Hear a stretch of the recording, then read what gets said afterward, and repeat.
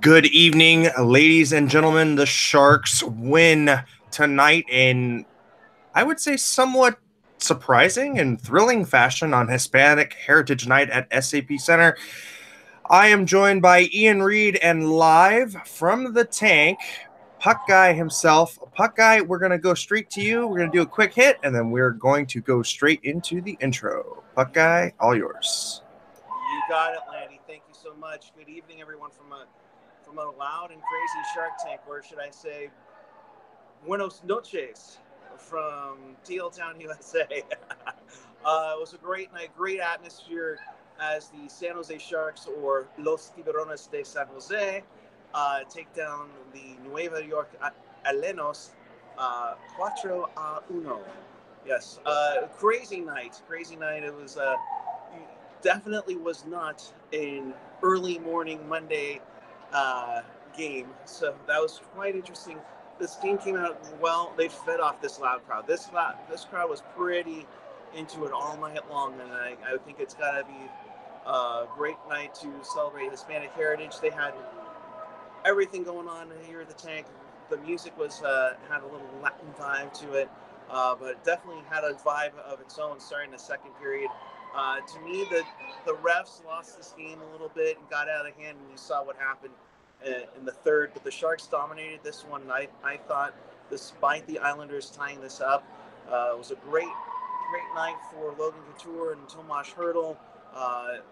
All around a great effort. This place was nuts. They were into everything, including Sandstorm, of course, right? So, all around a great night. This place is looking good. The Sharks are looking good now. They've won 2 in a row, coming back on the road later this week in Nashville and Carolina, and then finishing up next Sunday in Anaheim. Landy, you got anything for me? No, Puck Guy, thank you so much for checking in at the tank. I know we were having some people have it be a little quiet, but that's okay. Yeah, it was really appreciate you just checking in. I'm also joined by co-host Ian Reed. Ian, how are you doing this evening? I like that Puck Guy was there. You know, he had like douchebags in their natural habitat in the wooing, and it was like a nature show. It's like a 2-in-1 show tonight. You get a little bit of Sharks talk, and you get like some National Geographic Channel shit going on. Douchebags in their natural habitat. Well, going into, I guess, the official intro, we got to start with how we always start, with be a part of the show. We do this for the fans. We do this for you guys, and you can be a part of the show and talk to us using the hashtag TealTownUSA. You can also follow us on Twitter using at TealTownUSA or at Ian Blogs Hockey or at Eric Landy.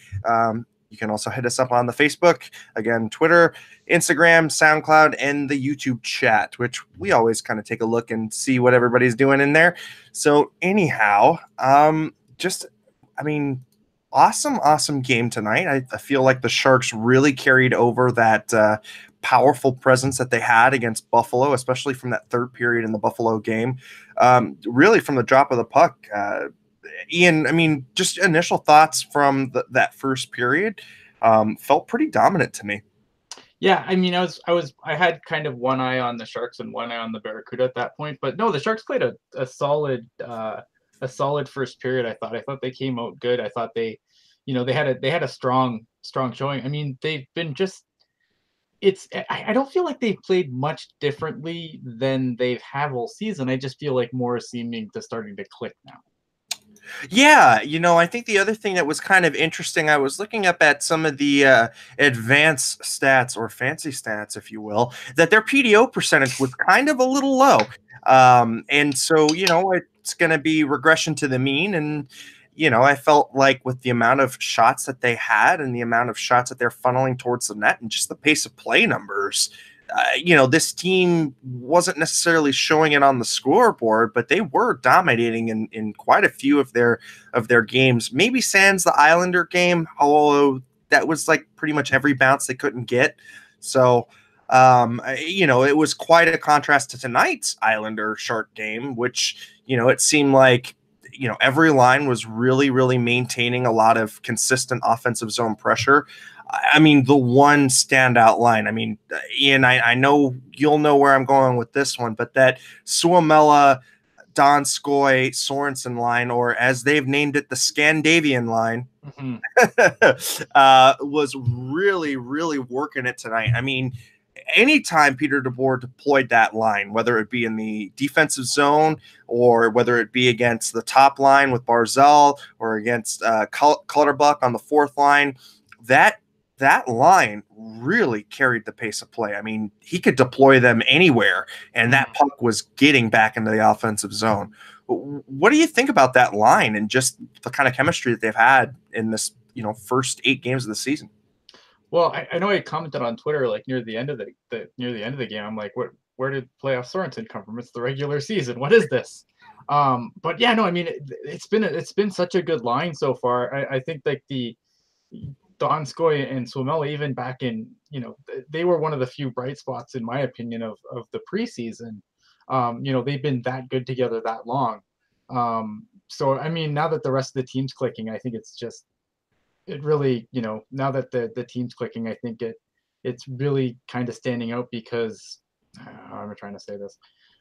I just feel like with the way things are going well, obviously, I think that people are seeing how good this line is because they're not angry about everything else. I think that's what I'm trying to say.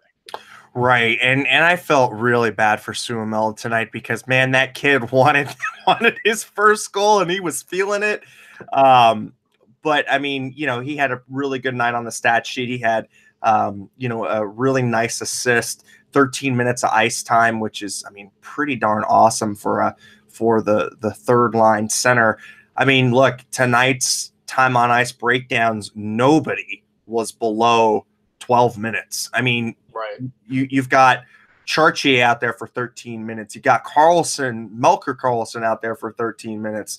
I mean, Gaudreau out there for 13 minutes. I felt like really Peter DeBoer just rolled all of his lines. He didn't have to do pretty much any kind of line combinations. Anytime he put the team out there, or any line, they were moving that puck up, and it was just really, it was really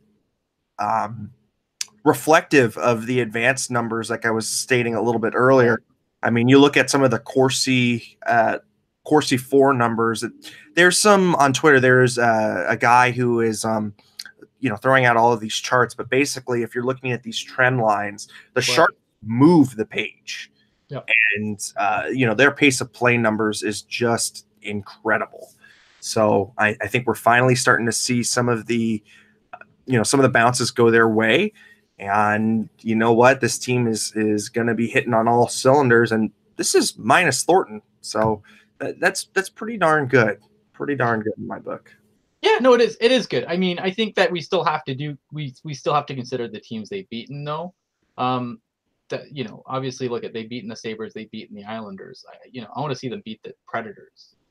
Right. If they get rolled over by the Predators, how much does any of this really mean?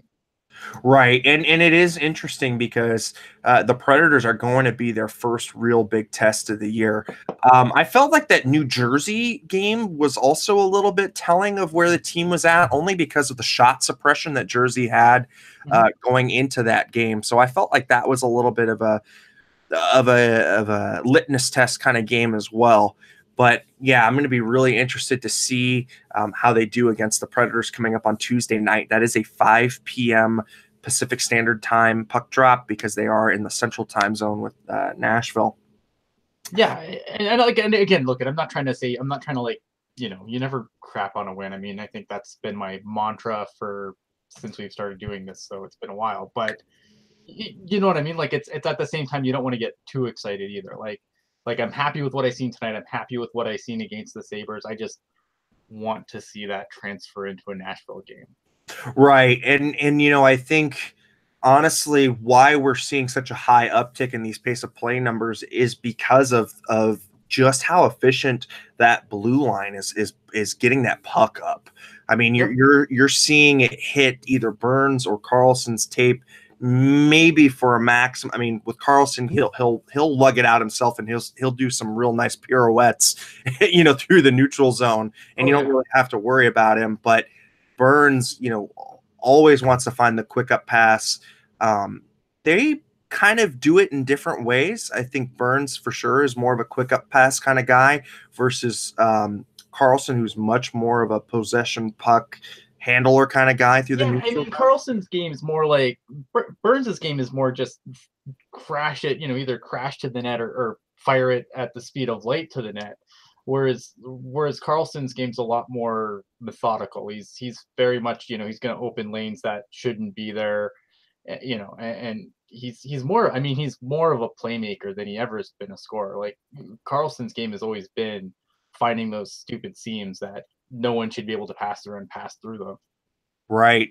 And for me, at least, that gives a different kind of dynamic coming from that blue line, because it's just something that we've maybe, I mean, Boyle had it a little bit. I felt like he's kind of in a similar vein, but he did not possess anywhere near the talent level that Karlsson does. It's like you transplant Boyle's brain and you put it into somebody who's 10 years younger and has got just that much more skating ability, and that's saying something, because Boyle was pretty darn good. I just think it's just a player that is very generational, and it's something that the Sharks have never really had. Yeah. Going back though to that third line, because I felt like they really did push the play quite a bit. Those are all European free agents, and I'm looking at this over again and over again, and I'm like, wow, where did they pick up these guys? And that European scouting staff has just been turning out, pickup after pickup after pickup. I mean, Ian, these are three guys that didn't cost any draft picks.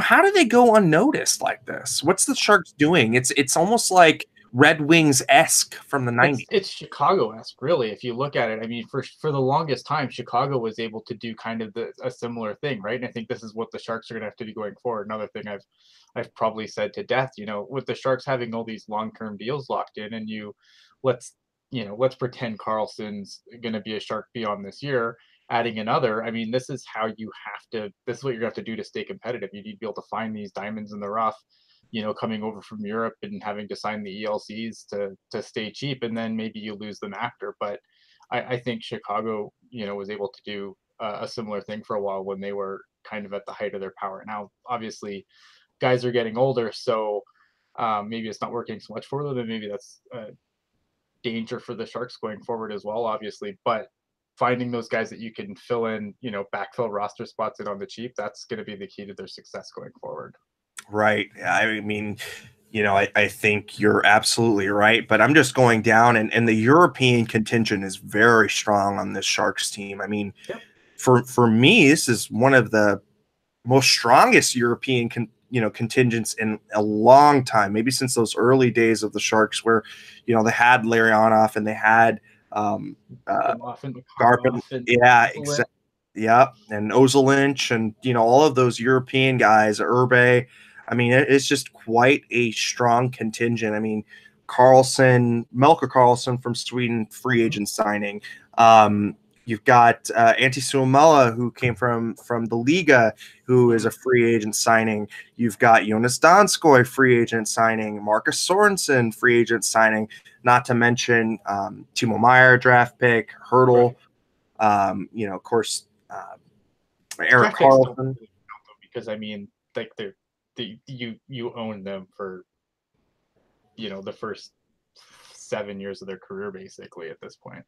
Right, but I'm just saying that the European scouting staff, whether it's pro or amateur, yeah, no, that's fair.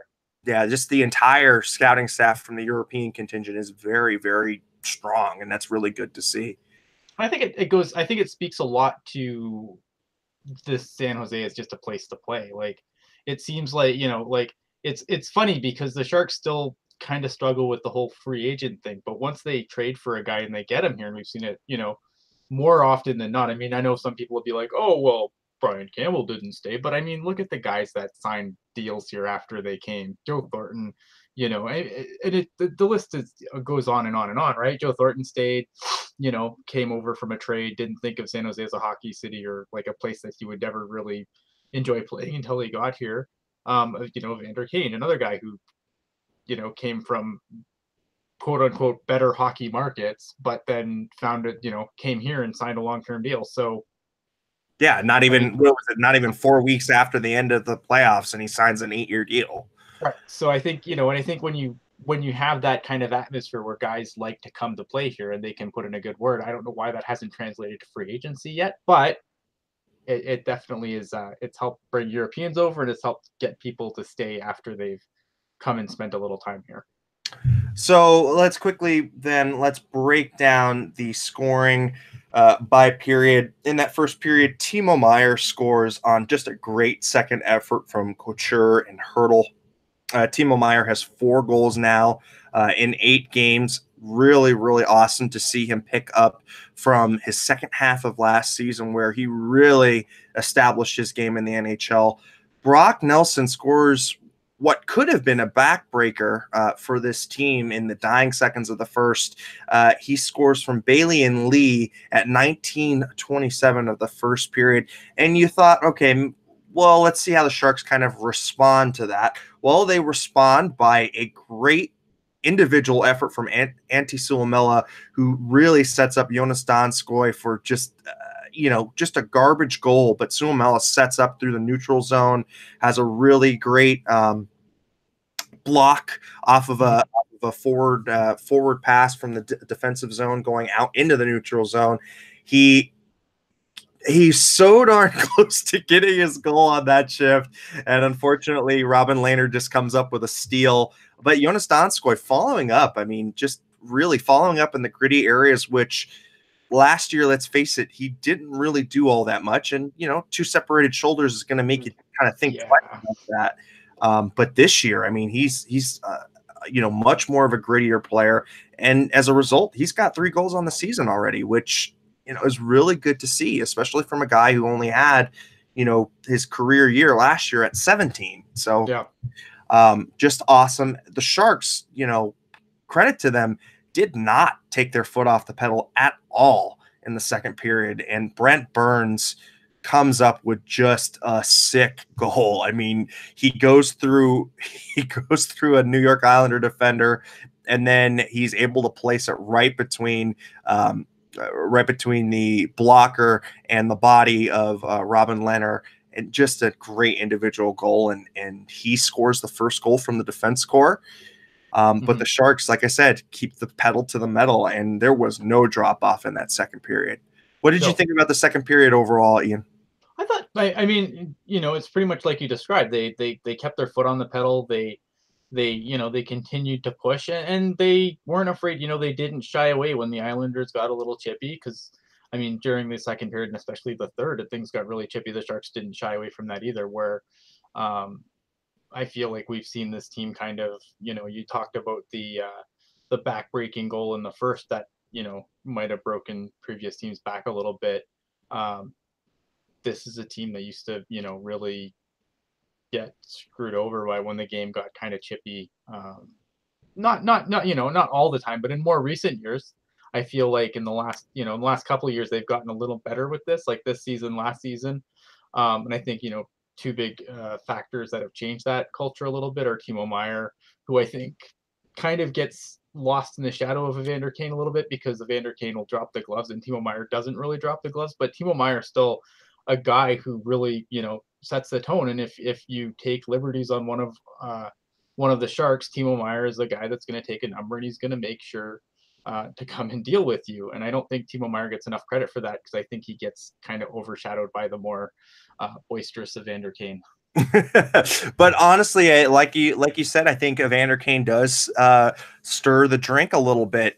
He's the one that really gets the guys into it, and very similar to an effect that Raffi Torres had, that immediate impact of just really dragging the Sharks team, kicking and screaming into the physical game.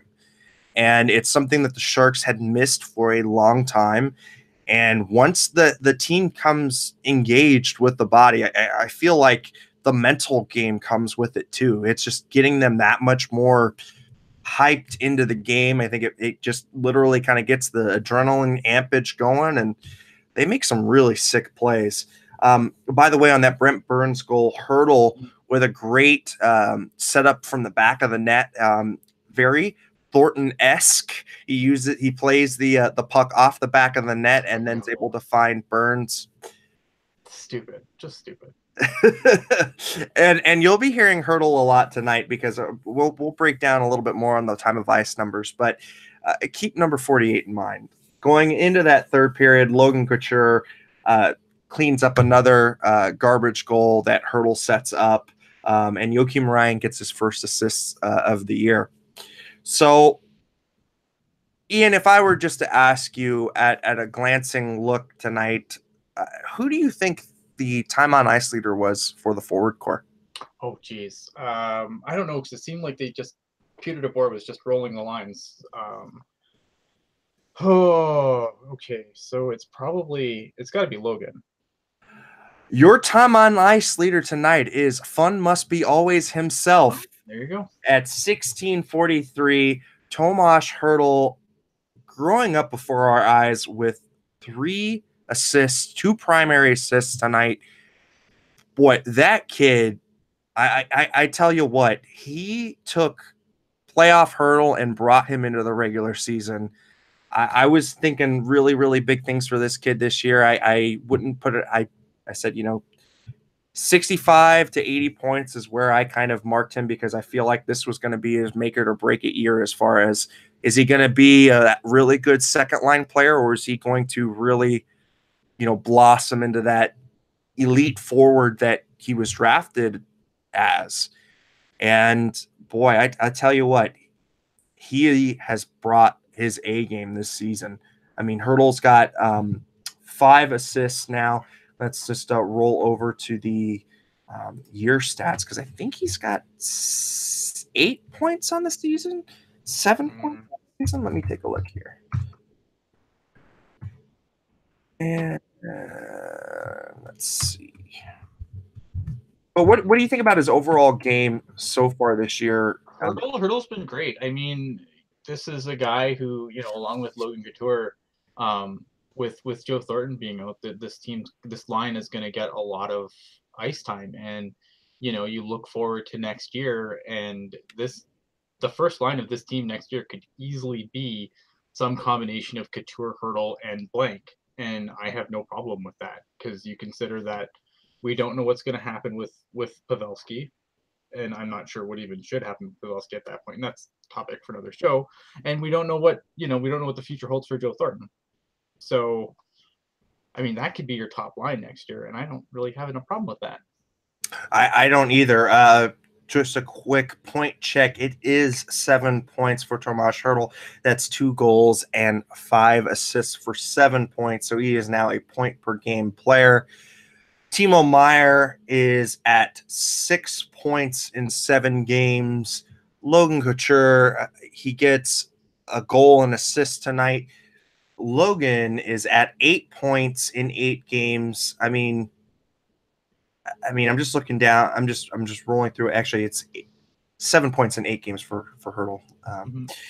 But I'm just going down, and boy, it seems like Hertl and Couture have got a really, really good thing going on right now. They both seem to be playing off of each other, and Meier is just kind of, playing that battering ram kind of role, just sticking his butt out in the crease and, cleaning up any of the garbage. And I tell you what, on paper, the Joe Pavelski, Evander Kane, Kevin Labanc line is the number 1 line. But I tell you what, by deployment, I would argue that the Couture, Hertl, Meier line is your number 1 line. It could be. I mean, it doesn't really, with the way Peter DeBoer kind of rolls his lines. I mean, lines kind of have numbers and names only. Like, this seems deep enough to have. I mean, I think they'd have to. I think center is going to need to be addressed if Joe Thornton doesn't come back and Pavelski don't come back next year. But I think you're going to have to address center at some point there. But other than that, I mean, this team's stacked on the wing. Sleepy Mofo chiming in. I heard Hertl is playing with a hand injury tonight. Didn't look like it though. You know, he's been very strong on the puck lately, and that doesn't necessarily reflect a hand injury, but he hasn't been taking as many shots. We'll take a look at his shot counter tonight. Let's go over to Hertl. Hertl has 2 shots on goal tonight, so he might be having a little bit of issues there. But you know what? I feel like if Hertl's shot wasn't working 2 or 3 years ago, then Hertl becomes invisible. But Hertl now, if he's hurting his hand or his hand's bothering him, he's still making an impact, and he's making an impact with grade A assists. And that's the difference. So that's the maturation in his game that you wanted to see, and that's what separates a second line winger from a first line center. And I know we'll talk about, does Hertl belong on center or is he a winger? But I'm just saying that constant point production is really what separates between a good player and an elite or great player. So Chris chiming in with Hertl's a new Pavelski. I think he's some kind of hybrid between Pavelski and Couture, but he also plays that power forward game. And again, maturation in his game earlier on, he didn't play like a big player. He played like a small player. Now, to go to add to just while you're talking about Hertl's stat line too, he also, I don't know how many draws he took, but he won all of them. Right, yeah, he was 100% in the faceoff dot, and that's a good point. But I agree with you. I don't know how many of those faceoffs he took. It didn't seem like he was taking as many. It seemed like Logan was taking. Actually winning, which is I don't know what sorcery that is either. Right, I guess when it rains it pours. Right, Logan at 91% tonight. But yeah, just going through that. Like I said, maturation in his game is really good to see. And honestly, I think a lot of the kids have been maturing really well. The person that I feel is getting kind of growing into some bad habits. Ian, I don't know if you're picking up on the same guy I am, but boy, Kevin Labanc for another game. I mean, this is the 3rd straight game. He's had some questionable drop back passes, and I know he wants to hold on to that puck, and he's kind of playing that playmaker, forward slot on that first line. But boy, I feel like his decision making, he's compensating for something. What are you thinking, Ian? I think this is just something that bad drop passes is just. I feel like I think this is systemic, honestly, because it's not like Kevin Labanc is the only culprit here. We see a lot of players on this team make bad drop passes, just to nobody. Like I feel like this is a systemic issue and not necessarily a Kevin Labanc issue, because I feel like Kevin Labanc's a really good puck distributor. In fact, I think he's kind of criminally underrated in that category, and we're starting to see that more with him on the first power play unit. But I don't know. I feel like this is a Peter DeBoer systemic issue more than a Kevin Labanc issue. Rob Iman kind of chime in. Is it time for Labanc to sit in the press box for a game? No. I don't know. I don't think so. I mean, he's a. I mean, hate Labanc so much. I don't get it. Well, he's a 3rd-year player as well. I mean, that's something that you do in year 2.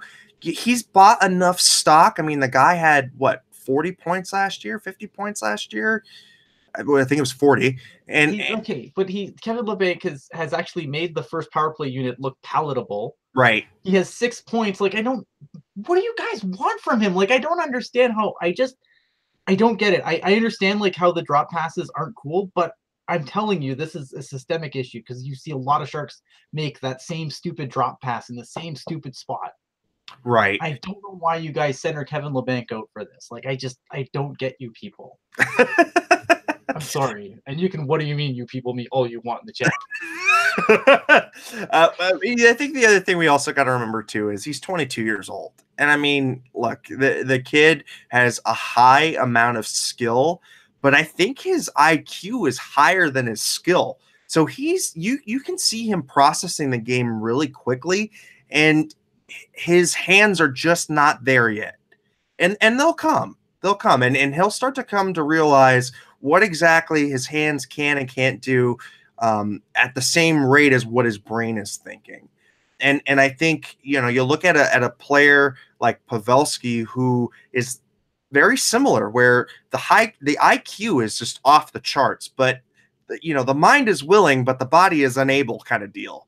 So at least for Labanc, he's entering in that high, you know, career arc trajectory where Pavelski's kind of on the downcline of his. But I mean, just checking in on Labanc's career stats. I mean, he's a point every other game player, and at 22, that's really good. I know he's really good. Like, I don't understand it. Like, and I remember like in the summer when we were doing a show on TTG, like we had like a panel versus chat like clash over Kevin Labanc, and I'm just, I don't know.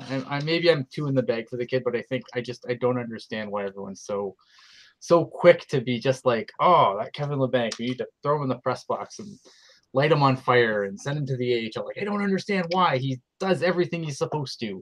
Right. And well, of course, he doesn't have any AHL availability now. He's going to have to pass through waivers, and there's no way in hell that kid's getting through. No. So, Vince G, totally agree with you. He's just overthinking it a little bit. I'd swap Melker out for Gambrell before even thinking about doing anything for Labanc. Labanc's, yeah, like, you know, Labanc stays in the lineup. He hasn't done anything to warrant taking it. Like, again, I don't understand the fan displeasure with Labanc. Skylar Greenberg commenting, Kevin Labanc to me is like a better passing version of Matt Nieto. Take a look at his junior record. Kevin Labanc makes plays that are plays that should not be made by a kid of his age and, you know, age bracket. Look at the power play. I mean, you should have to look no further than the power play since Kevin Labanc has been put on it to see how much better it's been. Like, right. You people are crazy. Yeah. Chris JWS, I totally agree with you. Nieto didn't have the finish of Labanc. Totally agree. And honestly, the other thing that's really criminally underrated about Kevin Labanc is his vision. I mean, he's got great up ice vision, and especially when he's playing on that point spot on the power play. We get on him for the drop back passes, of course, but like Ian is saying, he's making that first unit look good. I mean, he's playing the traditional quarterback role that you would want out of a defenseman, but you're using a forward to do that, and that's good because, you know, the Wookiee, I mean, he plays. You don't know what the hell he does, but he's definitely not a quarterback. This is your Teal Town After Dark homework. Watch how many of Sharks players that aren't Kevin Labanc make that same drop pass in that same spot. That is your homework. We'll see you next time we're on the show. And we'll rediscuss. We'll go over it. Right. All right. Well, let's get Ian off of the Kevin Labanc subject because I feel like he'll have a short circuit over there if we don't stop it. Let's go over to goaltending tonight. Martin Jones. I mean, picking up where he left off on the Buffalo game, clocking in at a .960 save percentage. 24 out of 25 shots against. Martin Jones, whatever was bothering him or whatever perceived issues we were seeing, I think he's kind of ironed that out of his game. What are you thinking on that? Ian may blow a circuit again. No, look at Martin Jones is a guy who goes through, you know, he's a streaky goalie. He has streaks of awesomeness and he has streaks of not so goodness. Unfortunately, he started the season with a streak of not so goodness, and, you know, and here he is last couple of games just being awesome. And I don't know, I was never worried about Martin Jones for this reason. Like, it was too early to hit the panic button on Martin Jones. It was too early to have articles about, is there a goaltending controversy? Is Aaron Dell going to take the starting job? No, he's not. Stupid people. Just watch more than 5 games and make a decision. Like, Oh, I'm sorry, I'm so combative tonight. Just a quick aside. Everybody who is logged in tonight, we really appreciate it. If you are new to the show, please go ahead and subscribe. It's that red button down there, and use the little bell icon because you'll get notifications when we go live. Of course, if you are a returning member or longtime viewer, you always know we do a show after every game, and we've already passed that magical 300 mark. So let's keep watching. We're on that quest for 1,000 subscribers. We're getting closer every day. I believe the current tally is 928. So if you haven't already, please tell your friends about us. If you have any Sharks hockey nut who doesn't get enough coverage out in the traditional media, you can always come to us. We've got great articles on the website, tealtownusa.com. Of course, Ian is one of our lead writers and does some awesome work. We also got Felix Chow, who's roaming in the chat somewhere. You got, of course, the mainstays of the panel. Chris JWS is on there. Puck Guy did log on for just a little bit, but he is now off. And of course, we can't always do this without our trusty mods. Laurel, we love you so much. She's always in there and always taking care of us. So, I mean, pretty much closing out this game tonight. I mean, this 2-game homestand really, cleared up a lot of questions for me and really cleared up the game. I think their overall game, let's just say the game plan has looked good throughout the start, but the polish and the finish looked a lot better. Finish, because we got a couple Finnish goal scorers. But the finish of the high scoring, or excuse me, high danger chances has just looked a lot better in the last couple of games. Ian, you want to quickly, maybe chime in on what exactly you're seeing, how they're able to finish off these high danger chances? I think it's chemistry, and I think the chemistry is just starting to come together. I mean, you look at the underlying stats for a lot of these games. The Sharks haven't really played a lot of quote unquote bad games. Yes, they've lost some games, and they've kind of stumbled out of the gate. But good news, so have a lot of other teams in the Pacific. Honestly, like I feel like it's just coming together now, and I think that's what we were all waiting for now that it's coming together. And I think obviously, again, Nashville's going to be a big litmus test for how far they've come together. But overall, I think we saw a lot of good things even in losses, and now it's starting to bear fruit. Right. I think the other thing too that we're really starting to see, like I said before, the PDO, which is your conversion rate on chances, so to speak, and just kind of a luck stat, but that's kind of falling back into the normal range now, which is, like I said, really good to see, because the Sharks were kind of a little snake bitten in the luck and bounce department. But like you said before, I mean, there's a lot of other teams that have stumbled kind of out of the gate, and the Pacific Division really isn't all that strong right now, especially who you're looking at occupying in the top 3. I mean, Anaheim somehow, some way is still occupying that first slot. John Gibson. Right, exactly. I mean, basically held together by duct tape and, And John Gibson. That's all that's really keeping Anaheim, afloat right now.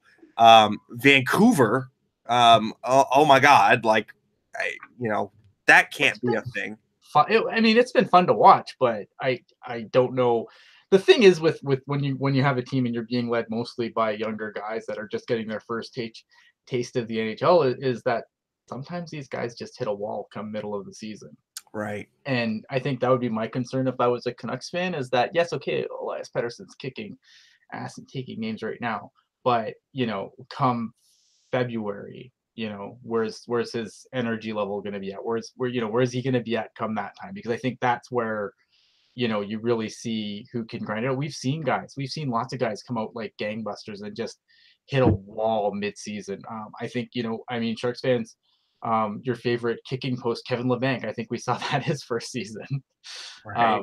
turning pro, where he had that. It looked like he was just mentally exhausted. Like he was physically okay, but he just looked mentally exhausted. And I think So if you're one of these teams that's relying on a lot of young players like Vancouver, I think that's an issue. And I have no faith that goaltending's going to carry them over the finish line when it's all said and done. Like that, Jacob Markstrom and Nilsson are, I mean, that's not exactly a scary goaltending combination. No, not in the least. Well, so let's go around the league then. We're going to do your, I guess, gamely or after game reach around. Yes. Tonight's action, well, actually, I guess it would have been fairly early in the morning Pacific time, but the Flyers beat the Devils 5-2. Flyers are now 4-4 on the season. Devils are 4-2, surprisingly still. They've only played 6 games. Of course, they had the epic Germany-Sweden tour. Right. Avalanche beat the Hurricanes today 3-1. Avalanche, nice little start for them. They're 5-1-2, and they've got 12 points early in the season. So, well, they've got better goaltending this year. And look at this team's been primed to go for so long. Like, if you want to look at teams that are just primed to take that next and be actually, really in the mix, I feel like Colorado is one of these teams that should have been there for a while now, and it just seems like, minus Matt Duchene, things have really come together for them. Yeah, exactly. And I think really Nathan MacKinnon's taking the mantle of being the leader on that team. And honestly, like you said before, they're ready to take that next step. I mean, the defense core has really been worked on. They've got some nice draft picks coming into their defense core now, and really, shoring that up. Goaltending, like you said before, has been strong so far. So it'll be interesting to see if Colorado can sustain, because a lot of the pundits were saying Colorado's that one line team, but man, that one line will carry you really far. We'll see. I think they're a little bit deeper than people give them credit for. I think they are too. I don't think people give them enough credit for how deep they are, and they've just, you know what? Like in any other market, Nathan MacKinnon's a superstar. Not just a star, he's a superstar.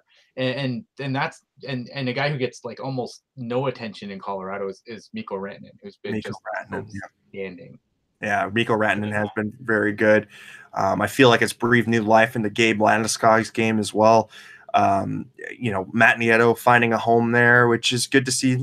Ex Little Sharks getting some homes too. But I feel like you're exactly right. Nathan MacKinnon, he was the McJesus before McJesus was a thing. I remember that draft really well.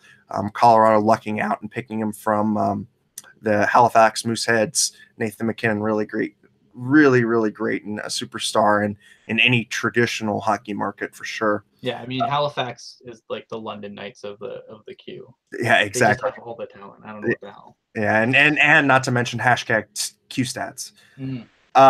Sabres do the reverse to the LA Kings, as was done to them by the Sharks. They win at 5-1, and oh my goodness, the Kings are 2-5-1.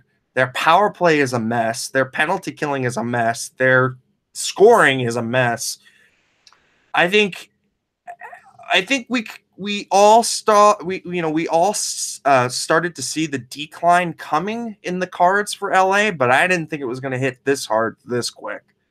Ian, they lost Jonathan Quick for a few games, and I mean, and there's, I don't think, I've been on the record many times saying I don't think Jonathan Quick is an elite goalie, but he's good, and he's a hell of a lot better than Jack Campbell. Yeah. Yeah. So I'm not sure. I don't want to read too much into this early, this early thing they're playing. They don't have Dustin Brown right now. They lost Quick for a bunch of games. And you look at same thing that you could say for the Sharks. There's chemistry issues still being worked out. Trying to work Kovalchuk into the power play, stuff like that. I don't think that LA is going to be great this year, but I don't think they're as bad as they look right now. Exactly. Sabres are 4-4. I have the Sabres really trying to make a good push this year. So it's good to see that they, kind of get back into even footing. The Jets down the Coyotes, the old who gets the Winnipeg name fight where the Jets beat the Coyotes 5-3. Jets are 5-1, and their early season rust has seemed to be shaken off. The Jets kind of really getting into go mode now and looking to be one of the teams, the class of that Central Division. They are, the sky's the limit for that team. Yeah, I think I mean, like, despite the points the Leafs have put up, I still think Winnipeg's the better team between the two. The more complete team between the two. Right, exactly. As much as the Leafs have been really fun, they actually didn't do all that well tonight against the Blues, who looked also very discombobulated early in the season. The Blues beat the Maple Leafs 4-1. Blues are now 2-3-2 in their standings, and the Maple Leafs are 6-3. The Blues, again, they've got to rely on some younger players coming up. They did shed a lot of secondary type players in the O'Reilly trade. Mind you, those players were a little long in the tooth, but still, it was going to be some chemistry issues as well. And then, of course, there's always the ever rotating question of which Jake Allen are we getting this week? Right, and that's been a big problem for them so far early in the season. Is Jake Allen's been really good or really, really bad, and there's really been no in between for him. Yes. The Senators, or the Ottawa Chris Tierneys, as we'll, I guess, start calling them, beat the Canadians 4-3. Both of those teams surprisingly doing quite well out of the gate. Canadians are 4-1-2, and the Senators are 4-2-1. But Chris Tierney, I believe, makes Senators history for longest point streak as a debut season for the Senators. Chris Tierney at 7 games with a point now, at least 1 point. I mean, it's good. I applaud this. This is good for Chris Tierney, and I have no ill will towards Chris Tierney, but I think that when you're, he's obviously getting a lot of ice that he wouldn't get on most other teams, which he's credit to him because he's making the most of his opportunities, but I think that some people are getting a little silly about, it's like, oh, look at what he's doing now, and we traded him, and what? No, guys, Chris Tierney's a fourth line center on this team, right? Not a second line on Ottawa. Yeah, exactly. And that's the thing is, I think we forget a lot about how players need to be given an opportunity with their ice time. And unfortunately, with just the way that the center structure was on the Sharks and just kind of where Peter DeBoer always kind of slotted Tierney, he wasn't going to get this amount of ice time that he's getting now. I mean, look, the kid logged 21 minutes of ice time tonight. He was never going to sniff 21 minutes on the Sharks. No, exactly. So, I mean, he's making the most of the opportunity. I think you got to give him the credit for that. But I just think all things, sometimes all things are not equal. And this is a case where that's true. Honestly, I think with the play of Antti Suomela, he might have pushed Tierney down a line. Right, and I think it's nice to see in his career arc. I mean, right now he's at 9 points in 7 games.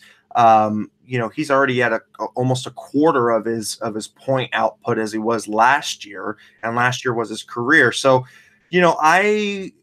I foresee, a 50, maybe 50 to 60 point year out of Tierney at this rate, of course, and at this ice time utilization.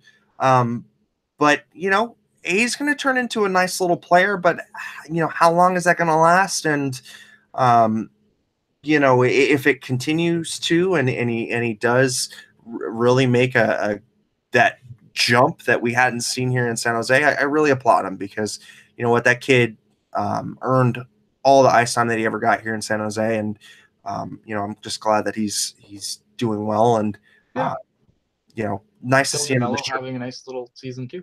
Yeah, nice to see playing with Thomas Chabot has its advantages. Again, all things aren't equal. Right.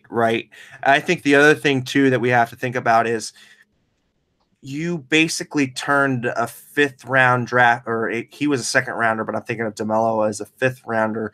You take those two and you turn them into Erik Karlsson. I mean, that's a You win-win. make that trade every single day, and twice on Sunday, and 3 times on Saturday, and 4 times on Friday. Yeah, exactly. I don't know. I don't know what to tell you. It was good. I like Chris Tierney, but I just think some of the, obviously it's easy to get all uppity, especially when the Sharks are losing, and oh my God, Tierney's doing all this stuff, and what did we do? We got Erik Karlsson. He hasn't done nothing, which I think Erik Karlsson's looked great, like every single game he's played with the Sharks. But, your mileage will vary. I'm done. Yeah, exactly. So moving on now from the Ottawa Chris Tierney's and going over to the Red Wings Panthers. Boy, the Panthers lose another heartbreaker, 4-3 against the Red Wings, and a team that also had a lot of expectations going into the season, kind of stumbling out of the gate, not looking so great. The Panthers, I just kind of expected a little bit more from them. And 6 games in, though. Yeah, I hope they find it. Going over now to the Blue Jackets and the Blackhawks. The Blackhawks beat the Blue Jackets 4-1 in an old, I guess that would be an old Central Division rivalry, but now that the Blue Jackets are in the East, the Blackhawks have had a nice little run of it here, and they're 4-1-2. They are, kind of proving some people wrong, and I foresee them not going away.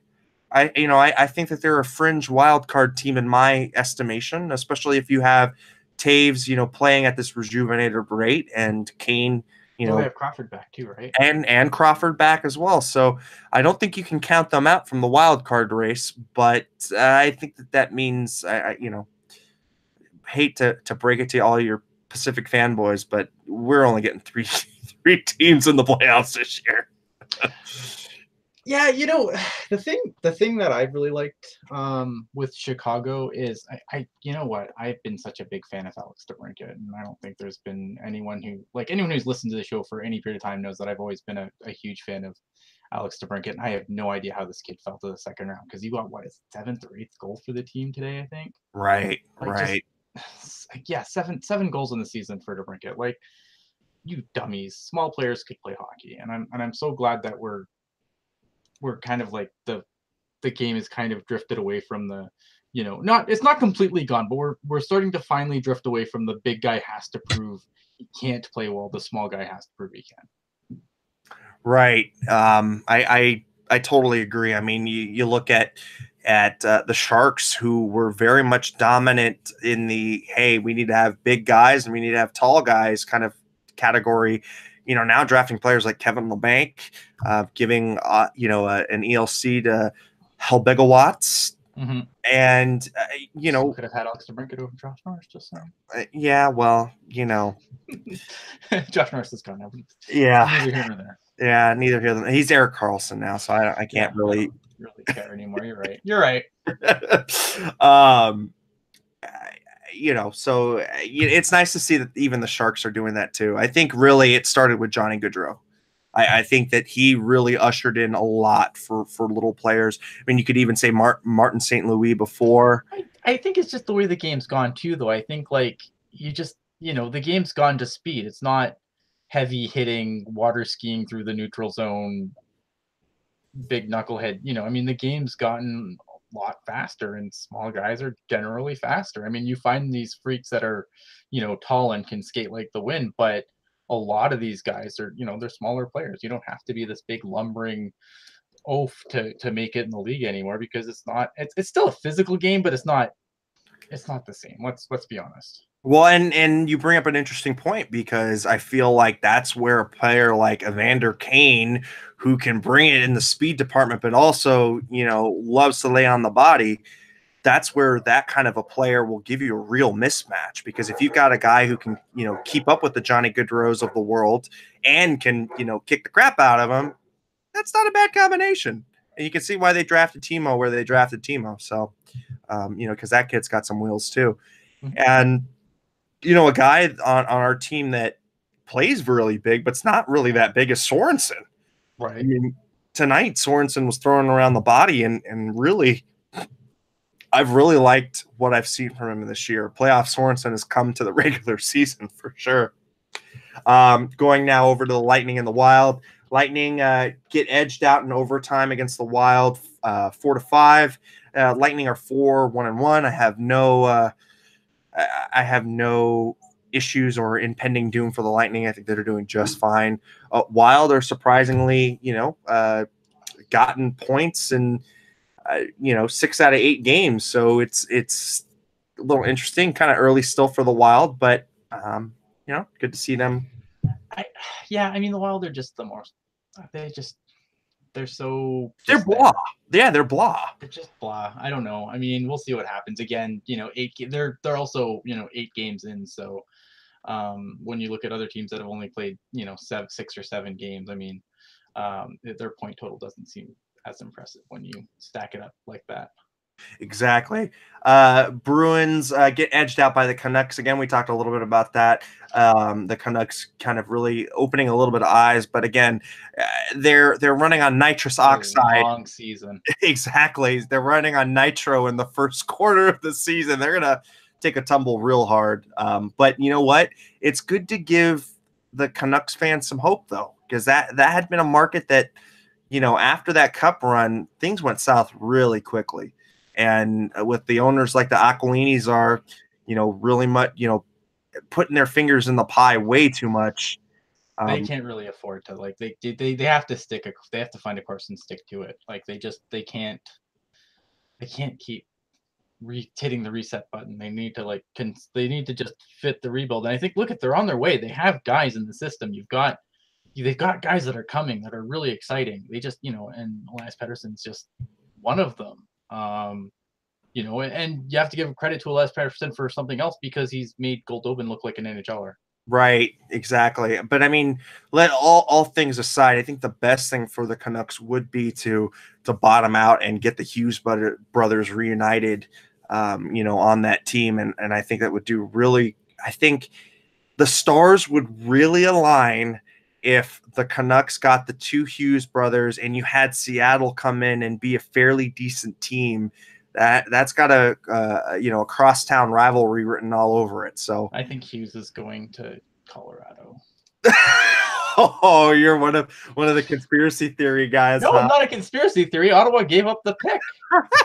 I don't think Ottawa's going to sustain anything. I think by the time the season's over, 82 games are done, Ottawa's not going to be where they are now.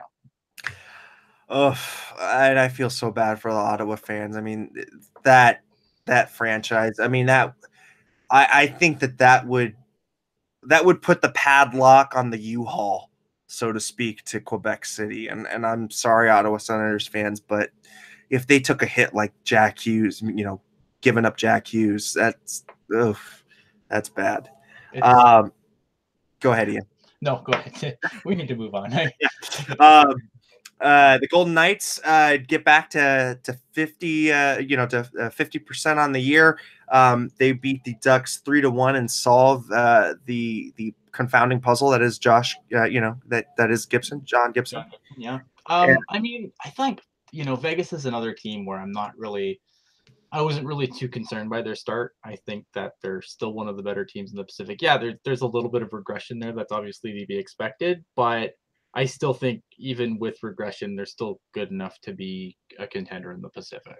Well, I mean, the other thing, though, is the Paul Stastny injury, and really, that had me a little bit worried. I mean, I know that this team is kind of like a strength in numbers kind of team, if I can pull a Warriors-esque usage, but really, I mean, it wasn't ever about a superstar or elite player on that team. It was just about, a good team that could roll 4 lines. When you take out a big piece that is a Paul Stastny, it's a little concerning, but it's good to see them kind of even out, and we'll see. We'll really get into the nitty gritty leg race part of the season coming up.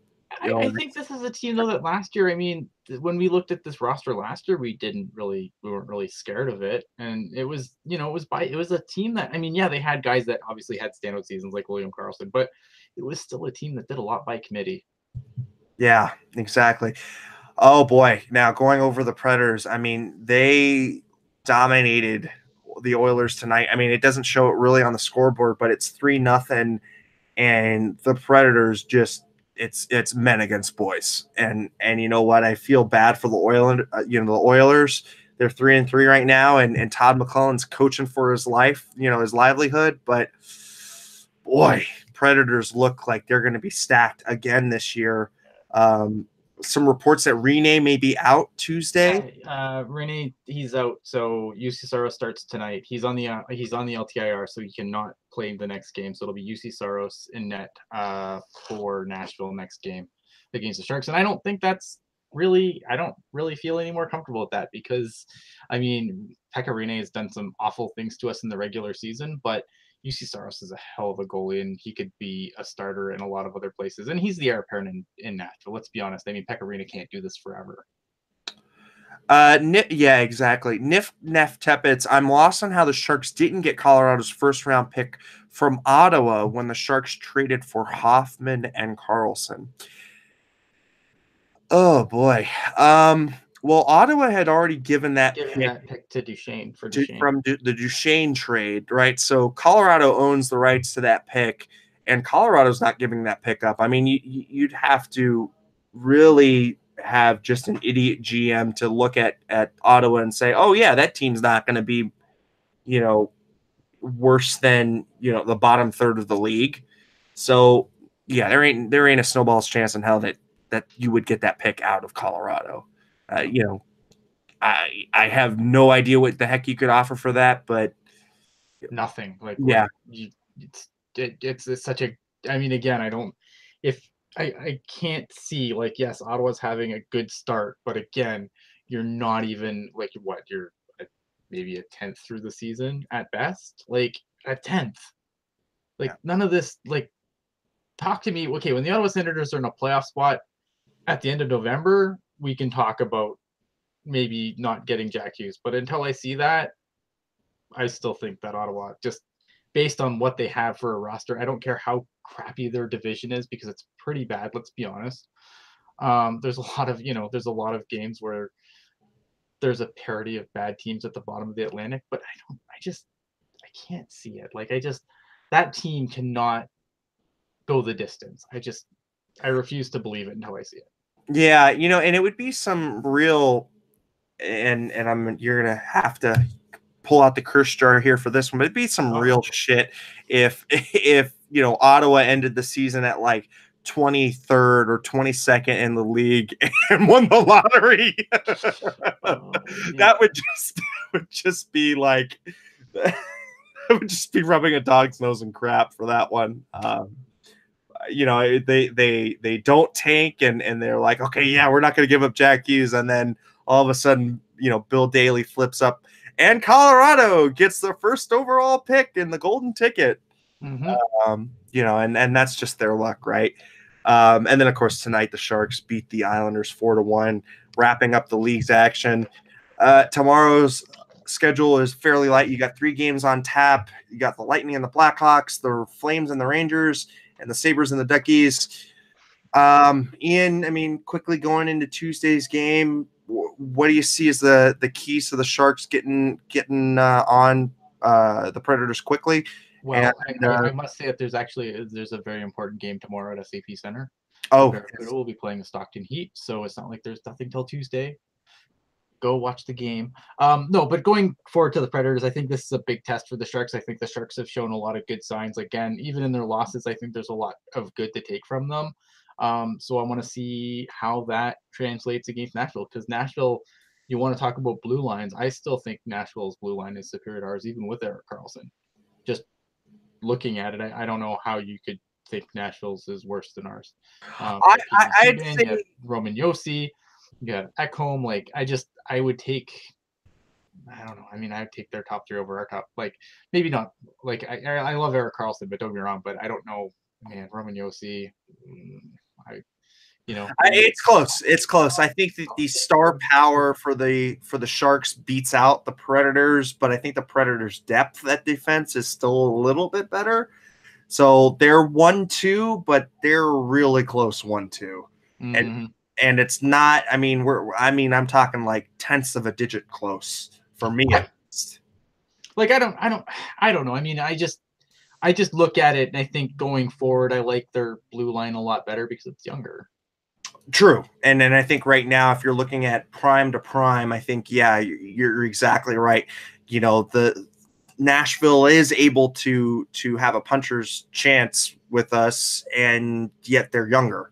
So And they that have, I longevity. mean, yeah, I mean, it's a good team. Like, it's not like they're just defense either. I mean, they've got some guys that can really, that can really push play as well. I mean, you got Ryan Johansson. I mean, there's just their forwards are great too. This is a game where you need like, I don't care. Like I know people were putting on the chat that Evander Kane had 13 penalty minutes tonight, and I get that. Evander Kane's obviously a lot more better on the ice, but I think in a game like tonight, you needed someone to be kind of a dummy and to match their buffoonery. Now, going against the Predators, this is where you need to see Evander Kane, for example, play a lot more disciplined game. And I think that's going to be a big key because I don't think the Sharks have been incredibly disciplined with penalties this year. And their Exactly. penalty kill hasn't really been that good. So I think discipline is going to be a big key to playing against this Predators team because if, again, you think, this Nashville power play, I don't know what the numbers are, but on paper, you would have to imagine it's pretty damn good. Right. Right. I'm gonna go look to see if I'm even remotely close. But I mean, the Baby Sharks win tonight against the Stockton Heat, 5-2. And that, I mean, the Baby Sharks have come out really, really on fire. And I mean, maybe 5-0-1. 5-0-1, and maybe the star of the Erik Karlsson trade isn't Erik Karlsson, but it's Francis Perron. Perron's been really, really good. I don't know. There's a lot of really good performances going on down there right now. Like I've been really, really thrilled with Maxim Latunov, and I keep singing the praise of this guy every time someone sticks a microphone and turns it on in my face. But there's a lot to really like about this Barracuda team. The only thing that really kind of bugs me right now is like Gambrell kind of just being stuck in the press box. He's not good enough to play in the NHL, but we're short of roster spots, so we won't send him to the AHL. Like, this is a guy who I think has a ton of potential. Yeah, he didn't have the greatest camp, but I feel like when you saw him play the games that he's played with the Barracuda, he's been really good. And, the only way he's going to get better is 5 points in 2 games. right. And the only way he's going to get better is to play. Right, exactly. I think it's a shame. Like I understand. I understand. I get it. He doesn't have to clear waivers. Practicing with the team is still a positive thing for him. It's not like he's just sitting in the press box doing nothing. But I'm hoping that when Joe Thornton comes back, that he can stick in, that he can find either inch his way into the Sharks lineup or play in the AHL because he needs some games. Yeah, I totally agree with everything that you're echoing. It's good to see Jeremy Waugh, getting some really good ice time on there and getting 5. He's got 5 assists already in 6 games. Nick DeSimone, who virtual unknown, and then was kind of really made a nice name for himself. He's a good middle pair AHL defenseman. I don't think he's, I think he got exposed last year on a arguably bad Barracuda team, trying to play top line minutes with Jacob Middleton. But I really like how Kyle Wood, like that was actually you want to talk about underrated acquisitions. That Kyle Wood acquisition was actually really underrated because it's really solidified their blue line. Yeah. Oh, see, and Skylar's telling me that Nashville's power play is 26 in the league. So yeah. Hal Bigowatz has 7 points. I don't know if he extended his point. Yeah, he scored. He did something. I can't remember if he scored or had an assist tonight, but yeah, I think he scored tonight. And that again, another free agent pickup. And like I was saying before, smaller player, and it's good to see him doing well. And one of those rare players who has the position listed as F, meaning he can play all 3 of your forward spots, which is quite a rarity. But yeah, although I see him, I don't like him as a center. I like him as a wing. Yes. We went over Skylar as a power play 26. Sharks PP is 21. Of course, they got 6 games, 7 games, whatever. It means nothing right now. Like, again, it's you just have to look at the potential because I don't think that it's really too early. I think the sample size is really too small to start really picking apart power play percentages and PK percentages and stuff like that. Exactly. As I say that the Sharks need to staff the PK, but whatever. And have to follow the rules. I make the rules. And finally, let's get answer the last couple of questions. Is Heed and Simic, when do they draw into the lineup? Look, I don't think you are touching that blue line until you have an injury, and there's no reason to do that. And I think the other thing is they might be waiting for a trade. I think with Heat, they're definitely waiting for a trade, which is, it's kind of letting a ripe tomato die on the vine a little bit, but still, you either do that or you risk losing him on waivers, and you will lose him. You'll lose him. Yeah, you'll lose either of them. I don't know what Shimmick. Like, I'm not as big a Shimmick guy as I am a Heat guy. Like, I think Heat has more of the package that I think an NHL team would like. Shimmick, I still feel like Shimmick might get through. Now, maybe I'm wrong, and maybe because, maybe I'm too close to it. But I feel like, Kim Heat's the guy that definitely gets put through waivers, and I think he's the guy you would send to try and move on from. But I still think there's got to be a team out there that's going to give you something for him. Right. Yeah, I agree. I mean, even if it is like a 5th or a 4th or maybe 6th or 7th, I mean, you can get some kind of asset for him, which would be nice to free up the roster spot. But of course, this is really early in the season, so the roster spots are a little hard to come by, especially if you look throughout the league. A lot of teams are still, carrying at 49 to 50 on their rosters. So it'll be interesting to see how exactly the seventh D-man will roll out. But anyhow, I think we're going to end this up. When you always get an Ian and Landy podcast, we always do tend to go quite a bit. We try and get the in-depth looking on the team and kind of on the baby Sharks as well. So, Ian, where can the people find you, and what are you doing these days? Not a whole lot, because work's been really hard, but you can find me on obviously the Tilted Glasses podcast. I'm not sure when we're doing our next one. I occasionally write for Teal Town USA. I have a couple of articles that have been kind of on the go, but I don't really have anything yet. And also, let me go ahead and run the graphic one more time. You can catch us everywhere on tealtownusa.com. We've got the video replay up there, but we also have great articles. Felix Chow's roaming in there. We've got Ian, of course, who writes for the blog. And we've got some other really, really cool writers coming online as well. But you can catch the replay of this episode on iTunes, SoundCloud, Stitcher, Google Play, TuneIn, and of course the YouTube chat. If you haven't already, please go ahead and hit the subscribe button with that little bell that gets you the notifications as well. I am Eric Landy. You can catch me at Eric Landy on Twitter, and you can use my first name and my last name on all the social media garbage to follow me. I will take your friend requests anywhere. So, and you can always reach out, and post some cool stuff on Instagram, cool stuff on Facebook. Just went to the game with my uncle on Thursday, so that was kind of cool to see, and I had some pictures up there too. Anyhow, thanks everybody for tuning in, and have a great night, and we'll see you after the Nashville game. Night all.